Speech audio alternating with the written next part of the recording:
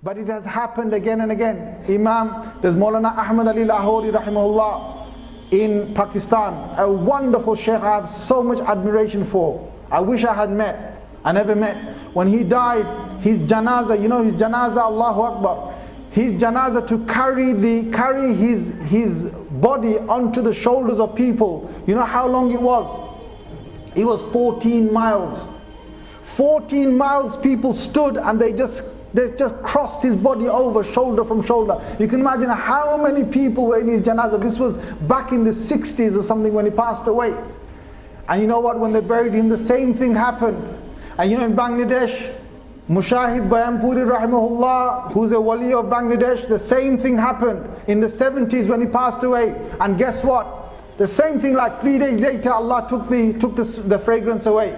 And then 2014, this is going last year back, Mushahid Bayampuri rahimahullah in Bangladesh, suddenly his grave again gave off fragrance, and it lasted for one whole day. Allahu Akbar. One whole day. A man who passed away 50 years ago, his grave again gives this fragrance out. This is Allah showing us that the barzakh is a real world. And it's a world where you will remain. Though the body stays underneath there, the soul travels to a place called Illiyin, but there's a connection between the two. And what happens is, in this fourth life, if you ask anyone, do you want to leave this world? The answer will be what, guys? The answer will be what, guys? No. Just as you did not want to leave Alamul Arwah, the first world, you did not want to leave the mother's womb, the second world, you did not want to leave the third world, the dunya, the same will happen. Nobody will want to leave Illiyin if they're in Illiyin. But if they're in Sijjin, they will want to leave. They will want to come, probably because they want to stop the punishment. They want to just get on and move out. But there might be a time when Allah will stop the punishment in Sijjin. Allah only knows that. What happens after that?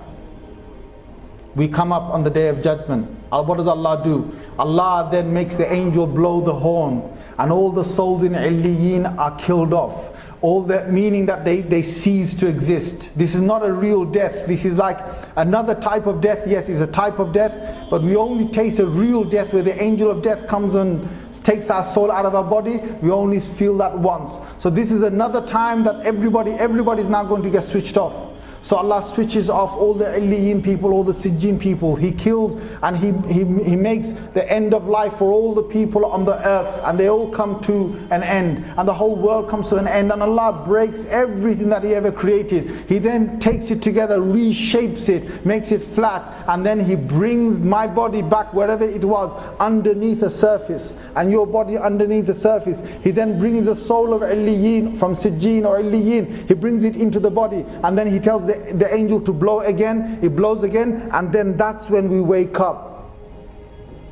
This is now another new world. This is going to be the fifth world. This is going to be the fifth world and a fourth transfer. We wake up just as you woke up the day in your mother's womb. You were a fetus and you did not have any control over a body. Allah has now put you back again into a body, and I wake up and you wake up, and this time the only thing we do is we move, and our heads move the soil from above and whatever it is, and we come out. We come out on the Day of Judgment. This is now every single human being, every jinn, every creation, every animal, every dinosaur, every single insect that Allah had created, all coming up on the Day of Judgment. Allah will make every living creature come on the Day of Judgment, and Allah will make all of them come together on one platform, one piece. Now this time there are things that are different. Why? Because when I'm walking on the Day of Judgment, first thing is, in the world I had full control over my limbs. I could do what I wanted. In this world I can't do that. I have limited control over my body.